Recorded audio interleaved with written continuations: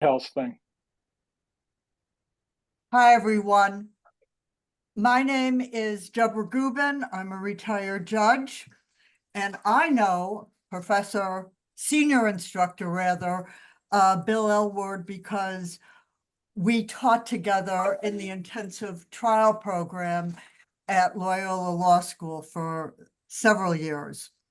And as I said, Bill is a senior instructor at Loyola Law School. He teaches evidence and trial advocacy. He works part-time as a contract prosecutor for the state of Illinois, handling conflict cases. And he's done that for more than 20 years. He worked in the Attorney General's office trying a range of cases, including multiple murders and supervising deposition training for that office. Bill is also the director of the NEDA Midwest Trials and Deposition Skills Program and teaches trial advocacy for NEDA at law firms and state and federal agencies.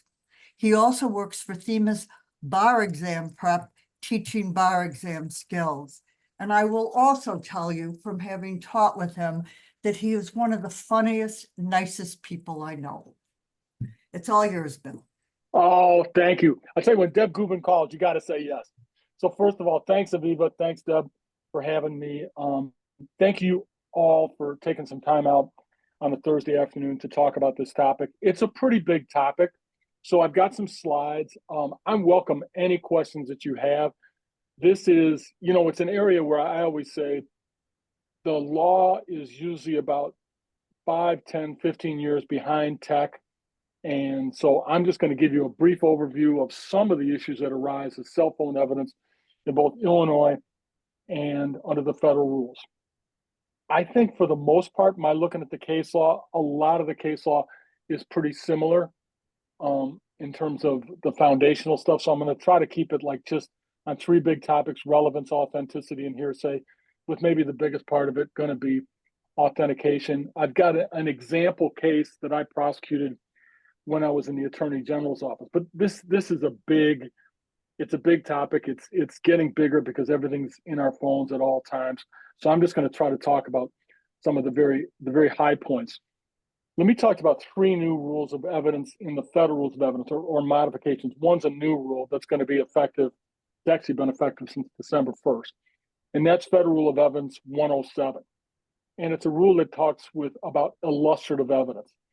It's not necessarily something that immediately arises with cell phone evidence, but when you're putting cell phone evidence on, depending on what you want to use it for, an illustrative aid is it's a great thing to have, like a timeline or a chart, or if you get one of your police officers or your tech people to show like the cell phone data, the cell phone mapping, to show you where somebody was at a certain time, at least in a rough estimation, as we'll see with cell phone tower evidence.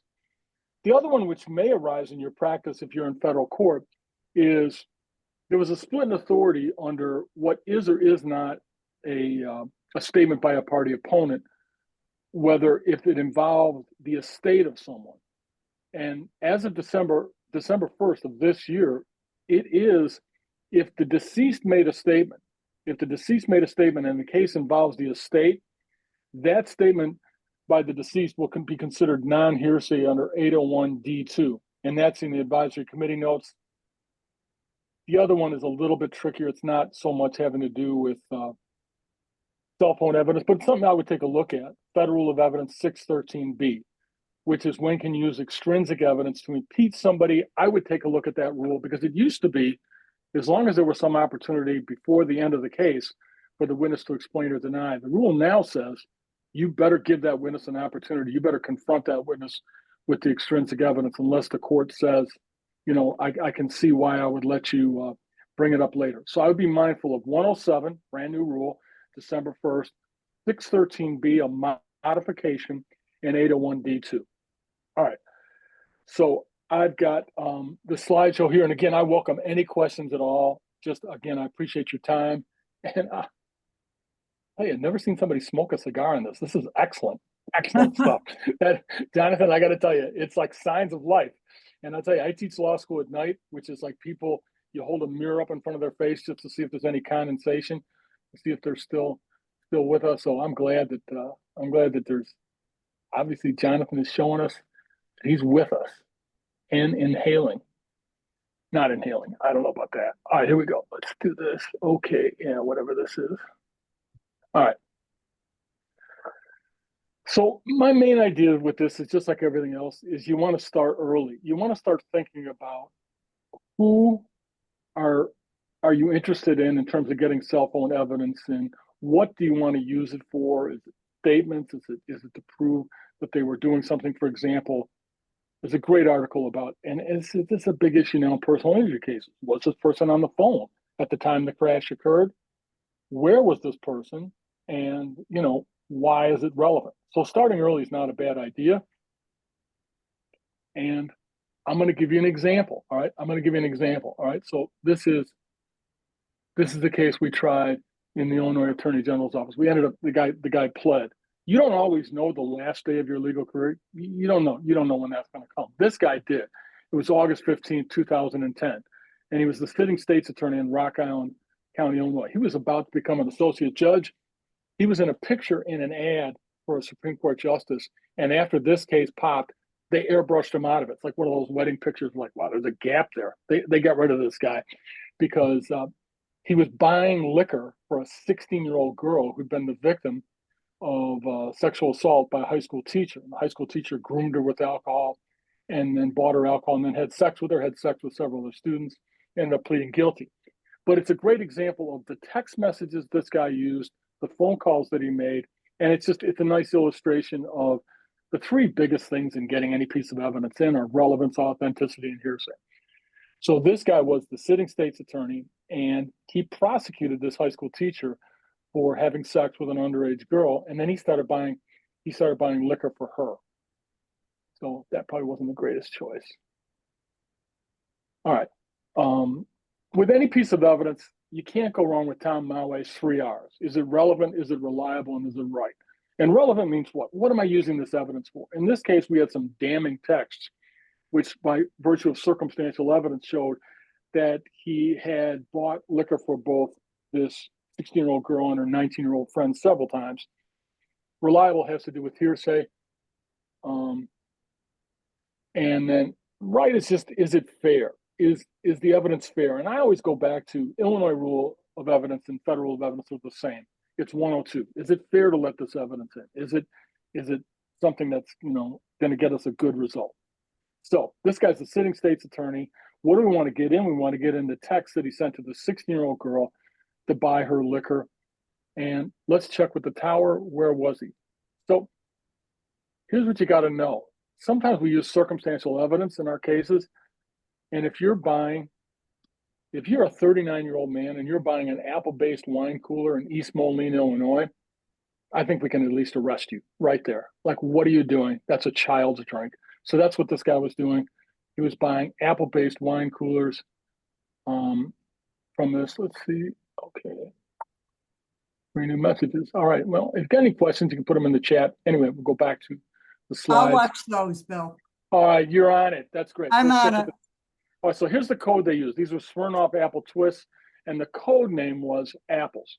So here's the rules, and they're the same rules in Illinois as they are in the federal rules. 104A, which is preliminary matters. 901, how do you authenticate stuff? A great rule for all of us trying to get in cell phone evidence, text message evidence is 901B4. Circumstantial evidence can be used to authenticate. And then for cell phone records, 8036 is a business record. And the cell phone records from the cell phone company are going to be business records. And then 90211, which is our rule that says a business record with a proper affidavit is a self-authenticating document. And we're going to see a wrinkle about that in Illinois law. So this is what this guy did. It's the sitting state's attorney. He told the 16-year-old girl's relatives that this teacher had the perfect scheme. He said, if someone were to write a book on how to entice a young girl to get what he wants, this would be the guy. And then he asked what we in the law call a rhetorical question. And that is, who in their right mind would take girls to Chicago and stay in the same hotel room and feed them alcohol? And we're going to know that by the end of our little discussion. So after the defendant pled out, he starts buying liquor for her and her 19-year-old friend, Brittany. And he buys liquor for them 4 times, at least. And he sent both of them explicit text, which they saved, and we were able to recover once the girl told her friends, and the friends told their parents, and the parents went to the police. So the circumstantial evidence in this case is when they discuss apples, that's these Smirnoff twists. And so how do we authenticate it? Well, the victim herself was going to say every time we used apples, it wasn't about a computer, it wasn't about fruit, it was about this alcohol and the inappropriate explicit content. I'll save you that. So this is the day, kind of the last day that he really, he had a valid legal career. He initially tells her, no, I'm not going to buy any more liquor. But then he says, no, I will. And then he goes to this place called Mitchell Park in East Moline, Illinois. And this is in Rock Island County. And he says, at the Hy-Vee in East Moline, he buys the Smirnoff Twist. He's on video there. We have the, in this case, in our motion in limine, we've got him on video. We've got the receipt in the bag from the trunk of her car. And then his text to her, he says this to her, he sends it to her on August 15th, got them, meet me at Mitchell in 5, with that cool Hepcat talk that these youngsters do. So she had bragged to her friends that he was buying liquor for her. And like any other 16-year-old girls, they just like, oh, that's so great. No, they ratted him out to their folks and they took his picture. So he's there and he gives her the Smirnoff Twist in that parking lot. That's him. He's got a baseball cap on. It's the same cap he wore in the video at the Hy-Vee liquor store. So the friends take his picture. And then about 9 days later, she says, look, I'm not doing well in cheerleading. And he goes, that's a 39-year-old man. In writing, you need apples to ease the pain.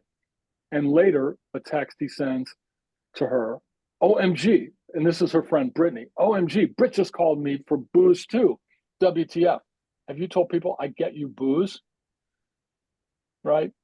Then, same day, WTF, all caps. Not buying any more, period. Broads cannot keep their mouths shut. Next day, August 20th, Ray apples. That shit ain't happening ever again. Bottom line, no more apples ever. First of all, I'll take almost any women on this jury. Second of all, apples means that he's buying liquor and he's now been caught. So the state police find out about it. I call this guy, that's not his name, Jerome Eeyore, but he's kind of like Eeyore because he's like, oh no. And he's the investigator. So Jerome is investigating. And this guy, the state's attorney, calls Eeyore and says, look, I need to speak to you. And he's like, no, it's too soon. It's just hearsay. We don't have anything. But he goes, no, I never bought liquor for her. He insists on it. And he, in fact, gives a recorded statement to that effect. And then you have these texts, right? Calls Brittany, August 24th. Britt, call me on a different line. He tells her, lie to the cops about buying alcohol. She does. And then she texts her friend. Brittany does. OMG, just lied to the Illinois State Police. LOL. Now, we in the evidence rule call that LOL legally operative language because she's admitted to obstructing the justice. And 2 days later, she tells the cops, here's why I lied. So all of this evidence was going to come in to show that this guy, an adult man, 39 years old, was buying liquor for this 16-year-old girl. What do I use? I use circumstantial evidence under Illinois Rule of Evidence 901B4. I've got the Smirnoff Twist there in the Hy-Vee bag found in the trunk of her car. Her mom found them and didn't do anything. Also Michelob Ultra, so she's going low carb, right? But this is a 16-year-old girl. What else do I have? I've got the receipt, which has a date and a time on it, which can also corroborate the text when he says, got him, meet me at Mitchell in 5. And he sends that text right around 6 p.m. And one of the things that you're going to find, or at least I found, you may not find this, is there are, nobody has to tell me this, but I want you to think about this. How many of you have a Ring doorbell cam?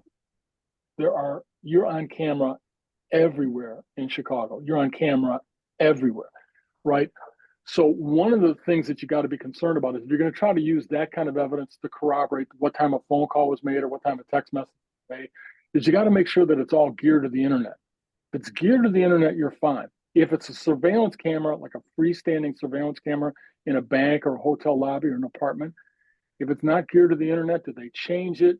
I've had murder cases where we had to go back an hour because they didn't do daylight savings time, So you got to be mindful of when you're trying to corroborate something, the when it happened, can be very straightforward if it's a digital time linked to the internet. If not, that can create some issues. So in this case, we had the video camera at the liquor store was linked to the internet, as was the cash register. All right. So here's the rules I would think about when I try to get in phone evidence. All right. And I'm going to talk about a little bit about some ideas in discovery that can sometimes help. But if I have any doubt whatsoever about whether a piece of evidence is going to come in, I'm going to make a motion in limine. And Illinois is the same rule. It's 104A. This is a great rule. Why? Because it says the trial court, Judge Gubin, is not bound by the rules of evidence except with respect to privilege, which means I can show her hearsay. I can show her other text messages. I can show her videos to try to suggest that I'm saying that these text messages related to alcohol. And it's circumstantial evidence because he never says, I'm buying her wine coolers. I'm going to buy you wine coolers. But that's what he was doing. So I want to think about as many different ways I can satisfy the court's concern that it's relevant, reliable, and right to let this evidence in. Illinois rule, same 901, and this is authentication, which just generally requires someone with personal knowledge. If it's a phone call, is it going to be a voice ID, right? But this rule, 901B4, is a great rule because you can authenticate stuff purely circumstantially. In our case, it involved the empties and the surveillance videos at the liquor store. The business records. When was the cell phone billing record made? By someone with knowledge, and these are made and kept in the ordinary course of regularly conducted business. That stuff, and the cell phone companies are used to doing this. The Illinois rule is the same. Self-authenticating. I tried a DUI fatality case last summer out in Will County, and we used the business record, pretty broad exception, to get in all of the defendant's medical records from this hospital where they ultimately drew her blood. But for phone records, right, you just have somebody's attesting to when they were made by someone with knowledge at the business, and records of this type are made and kept. Be aware of this case, the Fox case. It's a criminal case, but it says harmless error, but still error unless the affiant, the business records person, says it was made under oath, under penalty of perjury. So this is an example of, this is a case I'm prosecuting out in Will County. And this is from T-Mobile, right? And he says, I'm saying this under penalty of perjury, under the laws of the United States, right? The information contained in this is true and correct. And I further state that records are made at or near the time of the occurrence set forth below. Such records were kept in the course of regularly conducted business. The business activity made such records as a regular practice. And if it's not the original, such record is a duplicate of the original, which isn't going to be a problem. We'll talk about best evidence in a minute. But these affidavits are great because they'll get in the phone records. And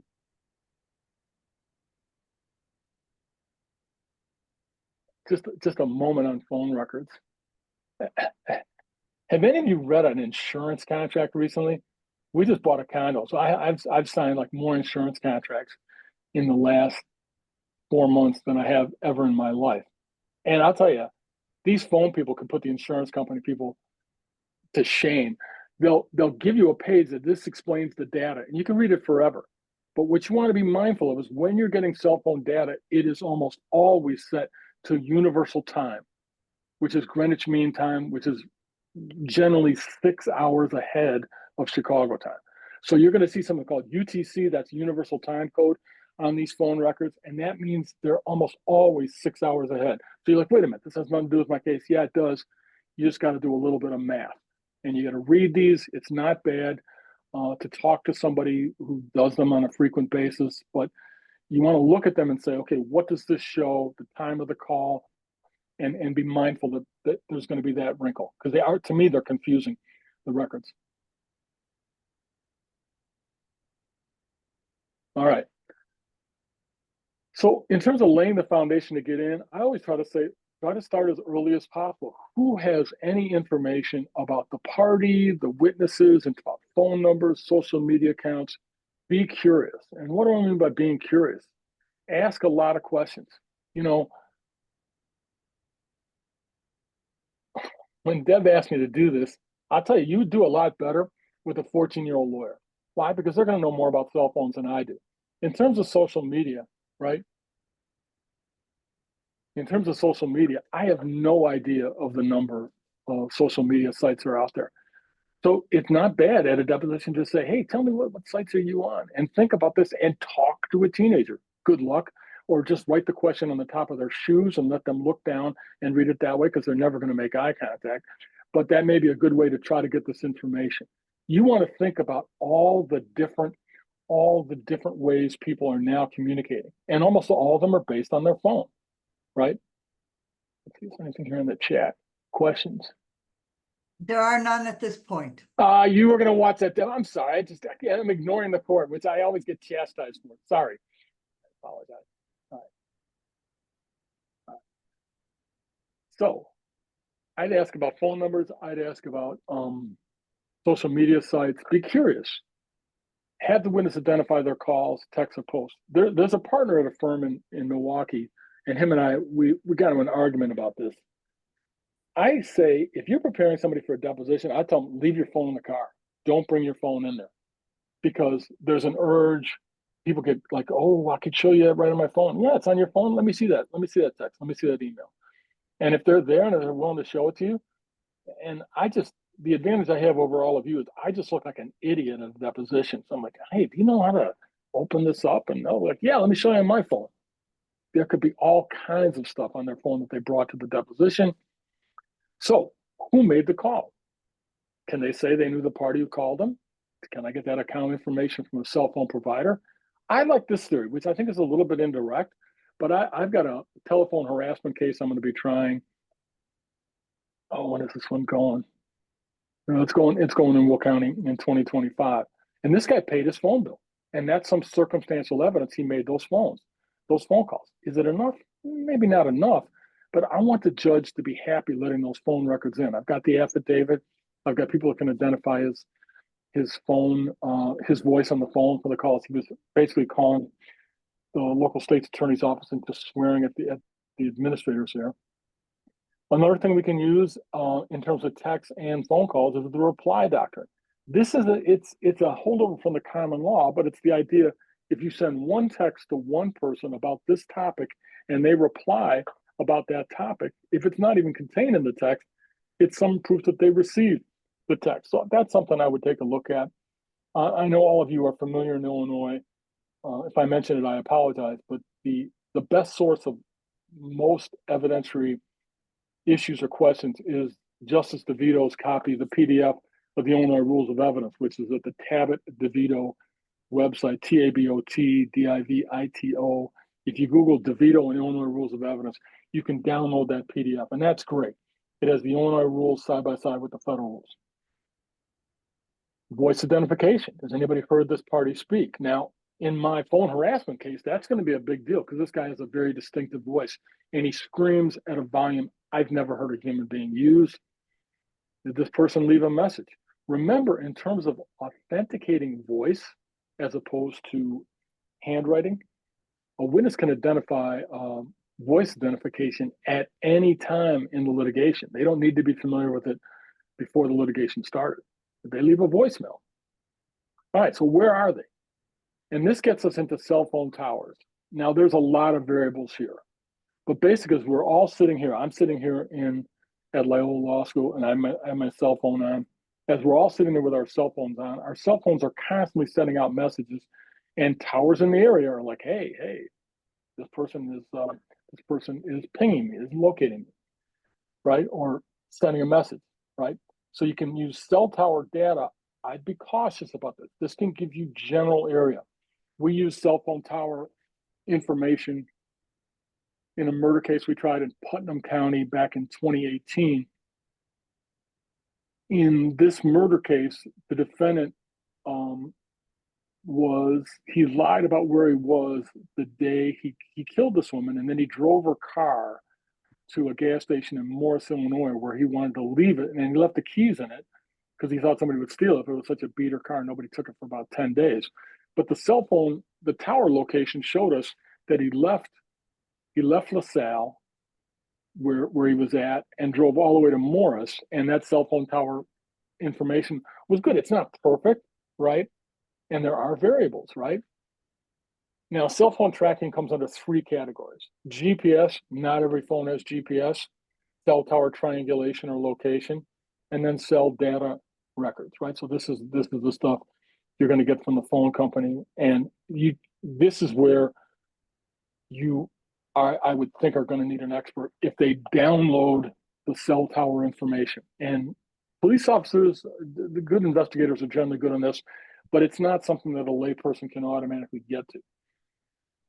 What are some challenges to cell tower information? Well, how reliable is the technology? The expertise of the witness? In other words, is there errors in collecting evidence? Now, I'm going to talk in a minute about Cellbrite. Cellbrite is a program where it basically, they call it a cell phone dump or a cell phone download. And they'll put the cell, got a question? No, you said you're going to talk about Cellbrite, and that's what I was going to ask you about. Yeah. But we'll get to that. Right.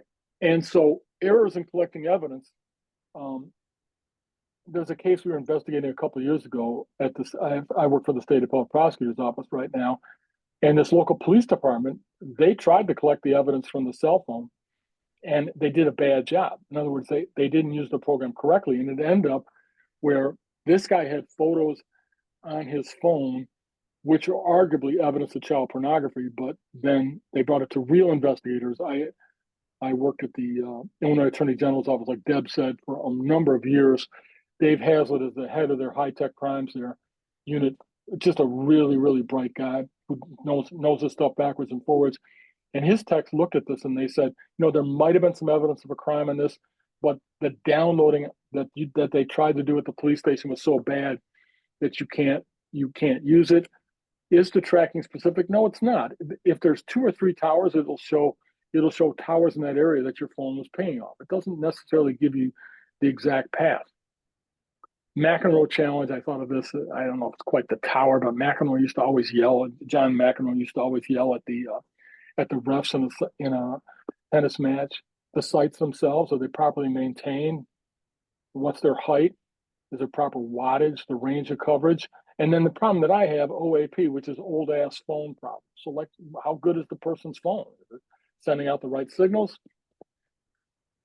Most challenges, this is a great article. It's 10 years old, but it's a great article. Challenges go to the weight, not the admissibility. And this is cellular records to track criminal defendants. This is a very thorough discussion. And again, in the time we have here, I don't pretend to be an expert in Cellbrite. This is a great article about how that evidence is admitted. And most of the challenges to cell records are going to go to the weight, not whether it comes in or not.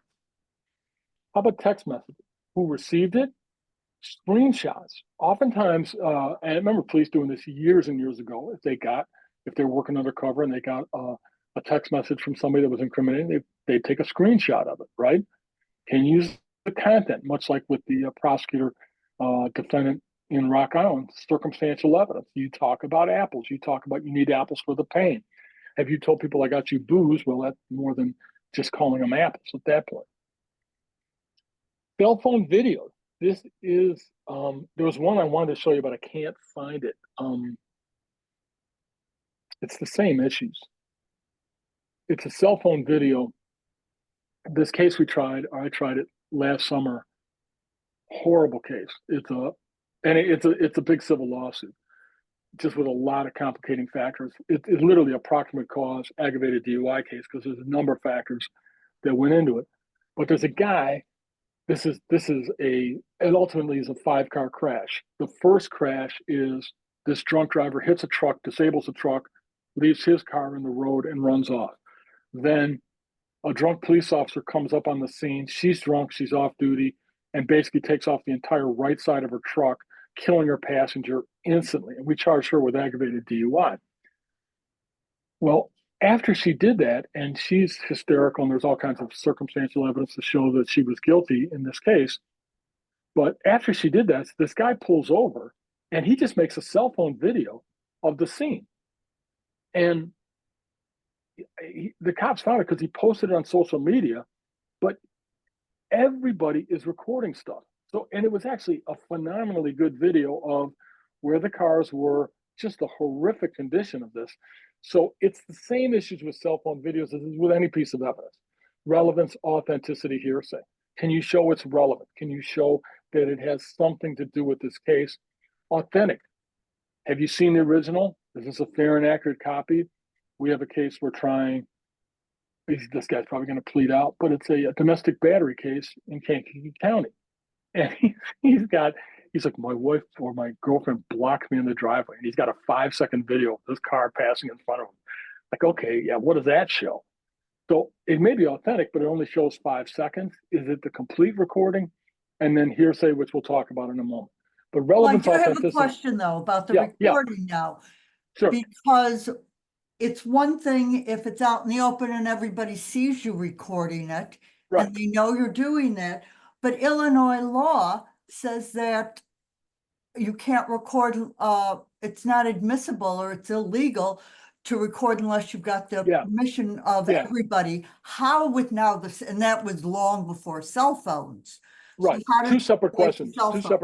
Is it legal? It may not be. It may not be. In other words, police officers are going to turn on a body cam when they come to the scene in a traffic stop or something like that. And they're going to say, you're being recorded right now. So whether it's legal or not, that's a separate issue. That doesn't affect admissibility. In other words, that may be a lawsuit for invasion of privacy or breach of privacy or something like that. It doesn't affect its admissibility. I'm saying in a civil case. In a criminal case, even if somebody was illegally recorded, somebody can say that's a complete recording. Like the recording that was done on that scene was by this guy was a bystander. He worked for the railroad and he came up and he recorded everything on there. Nobody gave him his permission. The deceased guy couldn't.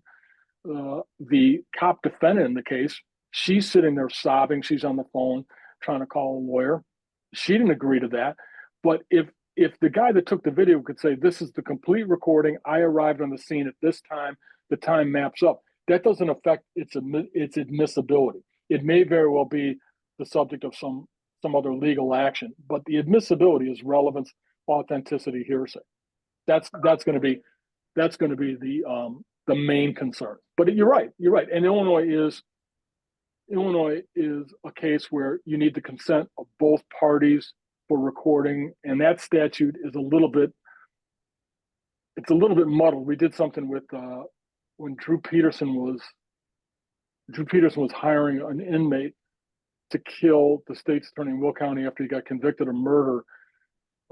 They ended up getting a court ordered over here from a judge. If you don't have that for a single person recording, you may have a problem. That's a great point. And so now then the question is this also admissible in administrative hearings as well as court? Well, okay, so here's what I would say. I don't practice in administrative hearings, but my experience is I just did a presentation for the administrative law judges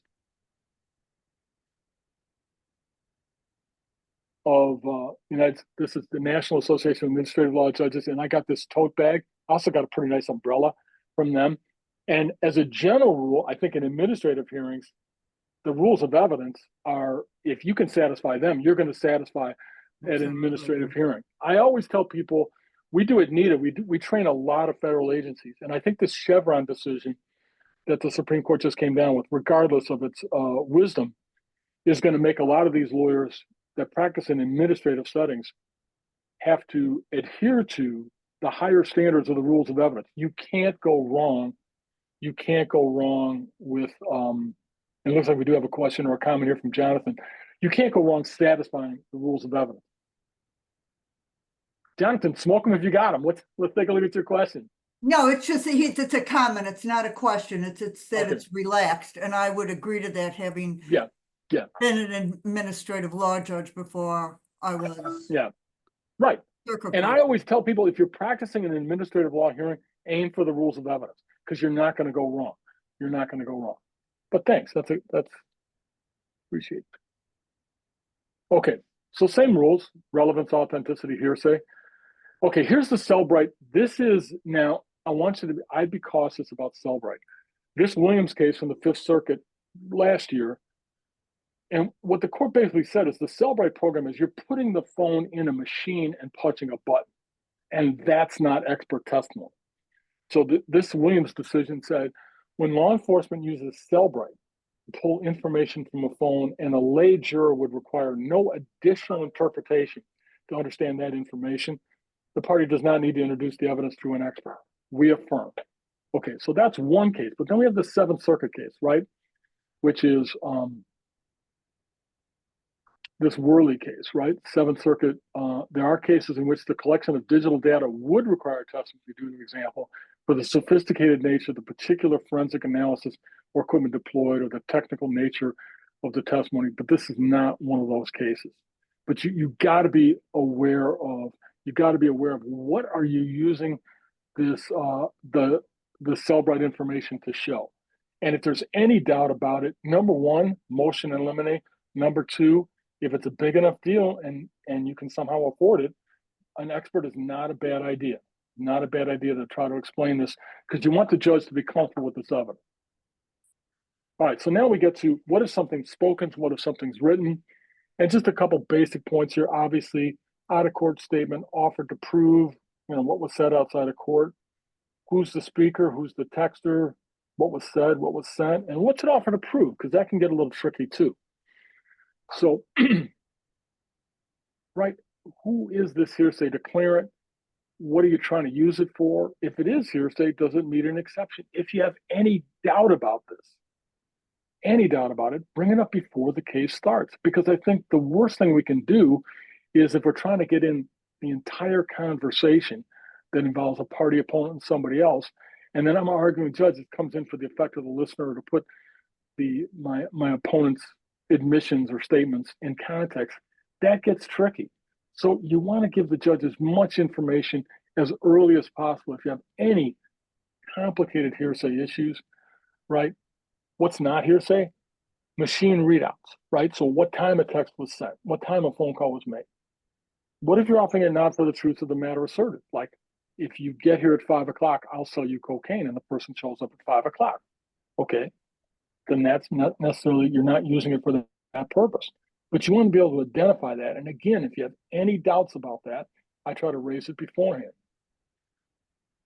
So under the federal rules, this is just, it'll be a little bit quicker, and these aren't necessarily ones that are going to come in involving cell phone cases, right? But if you get somebody to say something about their cell phone at a deposition, and then they say something different, the federal rules under 801D1, prior statements by testifying witnesses, if it was made under oath at a prior proceeding and it's inconsistent, that comes in. A prior consistent statement to try to repair credibility. A prior statements of identification, almost always for criminal cases. But a bigger one is statements by a party opponent. 5 categories here: personal, adoptive, by an authorized spokesperson, agent, employee, or co-conspirator. The last 3 are, well, what if you have a text from somebody who works for the party opponent? That could be great stuff. Or they're authorized to speak on their behalf. I have a case where we're prosecuting a guy, and he fired his lawyers, but then one of his lawyers called me up and said, well, what about this? And I said, are you authorized to speak on his behalf? Because he doesn't have a lawyer in this case. He's going pro se. And for those last 3, you need some independent evidence of the relationship. Co-conspirator is a great one. And the reason a co-conspirator is a great one is you don't need to charge conspiracy. You don't need to prove conspiracy. If you've got somebody that agreed to do something illegal and this person's part of the conspiracy, that's great stuff.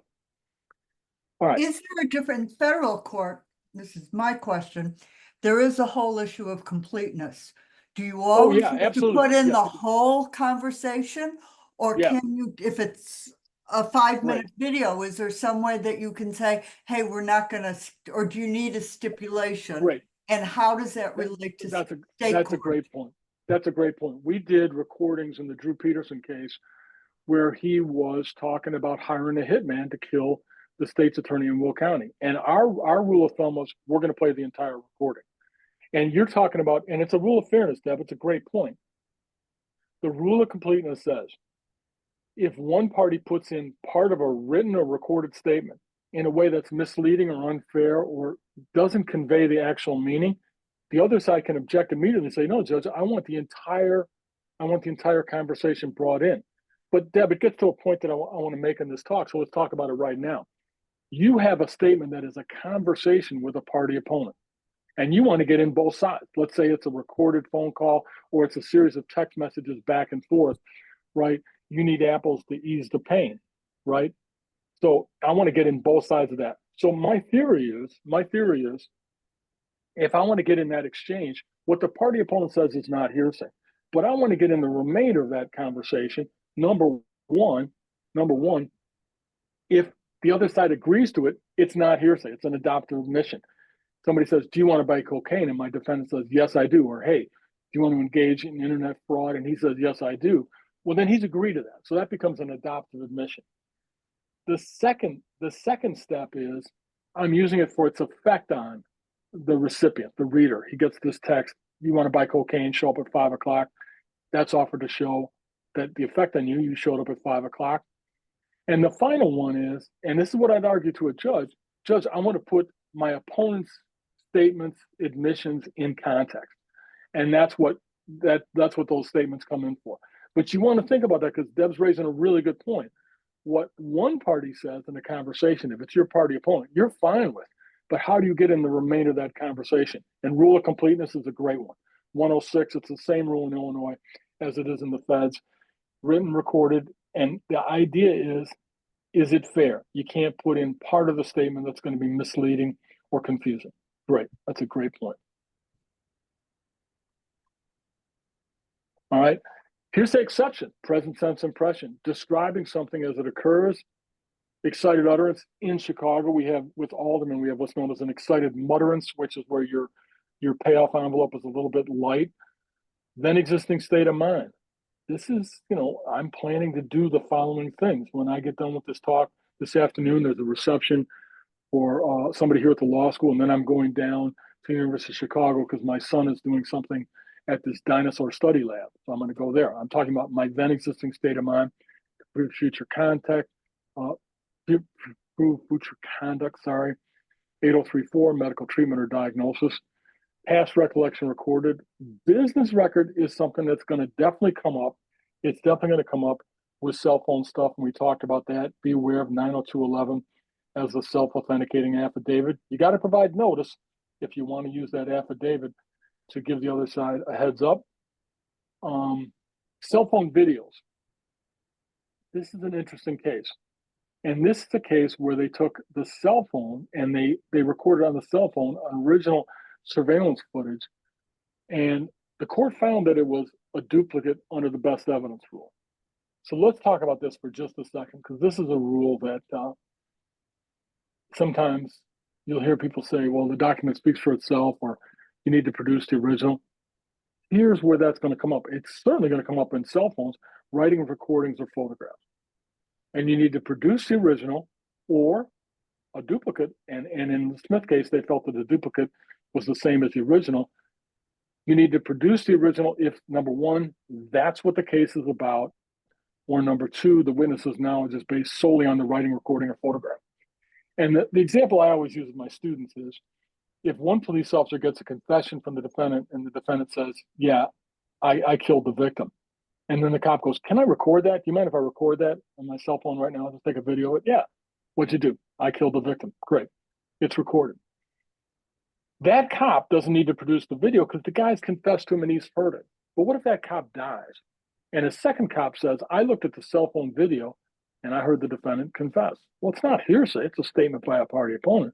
But if your knowledge is based solely on the writing, recording, or photograph, you need to produce the original or explain why you don't have it. And it's sometimes you'll hear, well, the document speaks for itself. The objection is, if that's what the case is about, if it's about a message or some kind of recording, you need to produce that document, that writing, recording, or photograph, or explain why you don't have it. And the Smith case does a pretty good job of talking about under what circumstances the best evidence rule applies. And again, copies are okay under 1003, same rule in the feds as it is in Illinois, as long as they're fair, as long as there's not a real issue about the authenticity of the copy you're using. All right. So I would say start early. If anybody's still conscious here, and always go back to, is it fair to admit? I'd certainly field any questions you have now, but how many phones you have, how many of you have done videotape or Zoom depositions? Right? Yeah, Deb, and I think it's fairly common now. Like there's a lot of stuff that's going on Zoom. Here's my suggestion, right? Jonathan, absolutely. Ask the person you're deposing, how many screens do you have going right now? And they're not always going to be straightforward with you about that. But you say, hey, how about a cell phone? How about a tablet? And think imaginatively as early as you can. What is all of the information in this case? And if you're in federal court, what do you have? A great rule for you is if it's a case that involves electronic evidence, you want to think about a litigation hold. At what point did the other side put in a litigation hold? And, were they aware of, like, these are people that are communicating about this case? If stuff gets destroyed, that's spoliation of evidence under Rule 37 in the Federal Rules of Civil Procedure. Not a bad tool to try to keep the other side in check. Again, this is a very, it's like a quick touchdown on a few of the key topics. The law on this stuff is changing and evolving. Again, I think it's well behind what social media is doing and what phone companies are doing. But I hope it helped. And if anyone has any questions, I'd certainly try to confuse you further. Said, yes. In civil cases, yeah, a lot of times before somebody who is injured actually retains an attorney, the defendant's insurance company will reach out to them. Yeah. And they'll say, well, we're recording this. Yeah. What happens if that recording, and then whoever the person from the insurance company, they're not handling the case anymore. Right. And then they say, well, they told so-and-so, what if that recording's not around? Can you get that recording immediately if you're representing the injured party? Or that's a great question. And it goes back to something I tell these students in my evidence class while they're still conscious, which is don't talk about your case, but you want to talk to your client and say immediately, who did you talk to? Who has contacted you? And there's probably, in this day and age, there's probably some record of what phone number that was.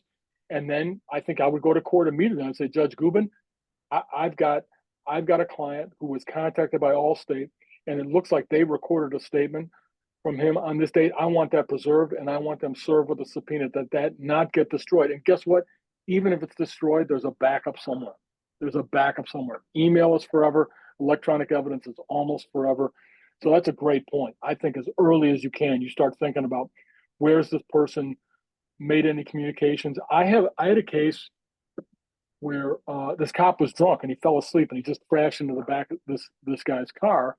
And the guy was a federal employee. It's 3 o'clock in the morning. He's working all night and he's just heading home. And he got out, and this is what people nowadays do, right, Deb? They take their own video of the car.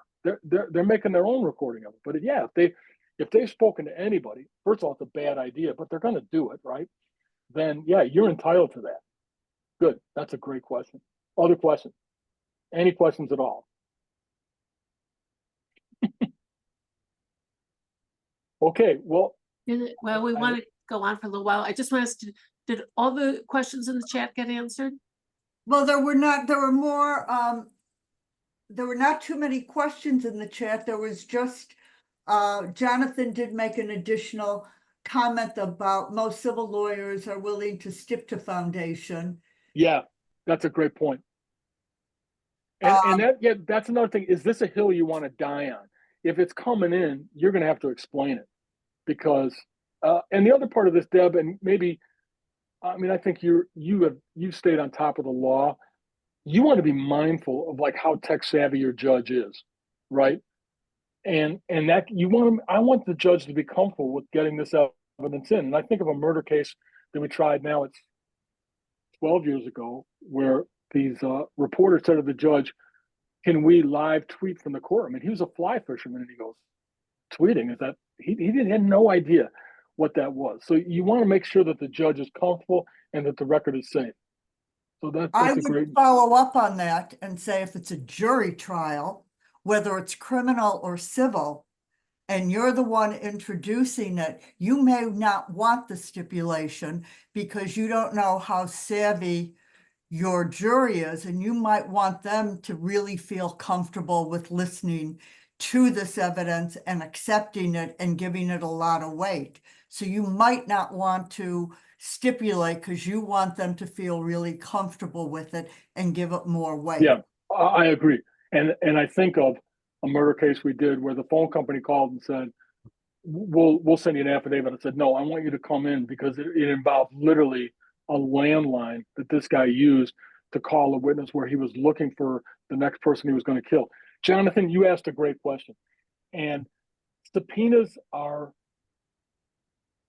here's what I would say. We just did a case in LaSalle County. Facebook was very cooperative in getting us information on that case. The other ones, and you've noted some of those in those chats, so you're obviously kind of aware of what's out there, probably a lot more than I am. I'd say it's catch as catch can. The earlier you can get to them, and sometimes a little bit of, some time on the phone and just explaining. I always try to give whoever I'm talking to in a text setting some more status. Like, look, you understand this a lot better than I do. Here's what I'm looking for. How do we tailor the subpoena? What's the easiest way to get this information to you? And they've all, at least the legitimate ones, they've got somebody like dedicated to doing this. But my experience almost exclusively has been Facebook, and recently I would say moderately cooperative for all their other sins.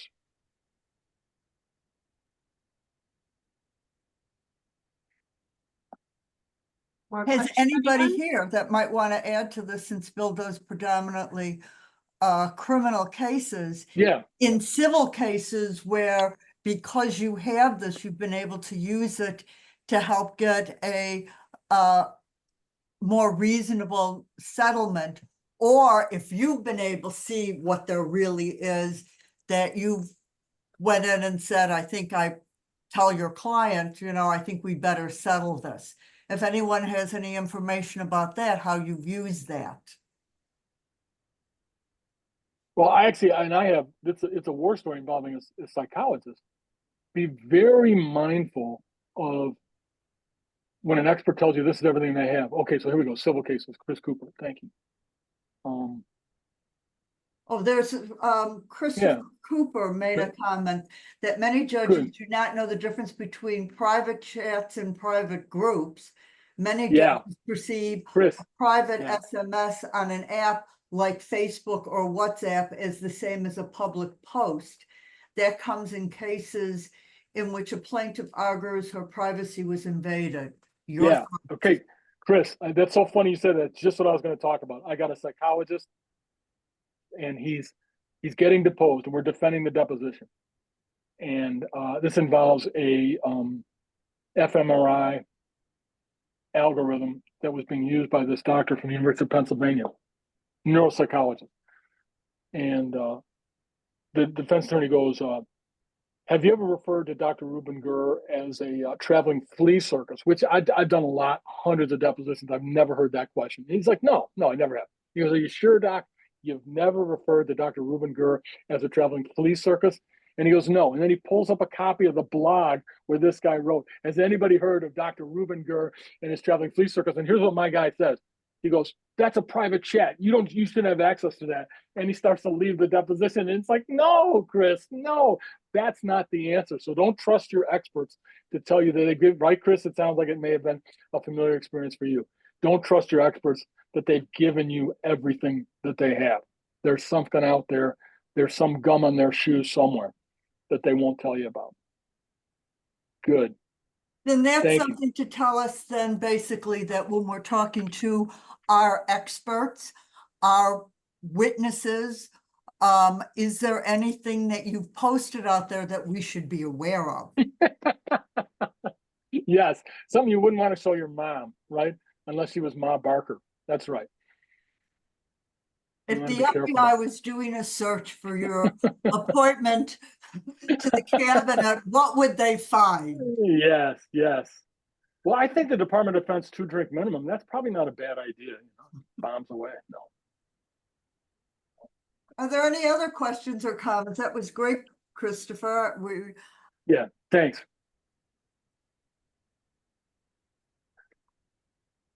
Stephen, you can even cross-examine with a banana peel, if I recall. Yes, you can, and that is going to be upheld on appeal. But yeah, I'm not sure. There's a bunch of reasons why I don't like that question. No, kidding. A lot of potassium in that answer. Okay, well, I will certainly thank you very much for having me. I hope it was of some help. I appreciate and good luck. And if you Deb's got my email. If there's any question that I can help you out, I'm glad to do it. And everybody be safe. Thanks. Thank Alright. you so much. And I just want to let the attendees know that I'm about to put the poll up. So please give Yeah, us Bill, your you can't feedback. touch it because if you do, then it'll mess everything up. Right. And the same for you, Debbie, because although I can Oh, I take out can't, so I don't enter the. just a minute. Let me stop the recording.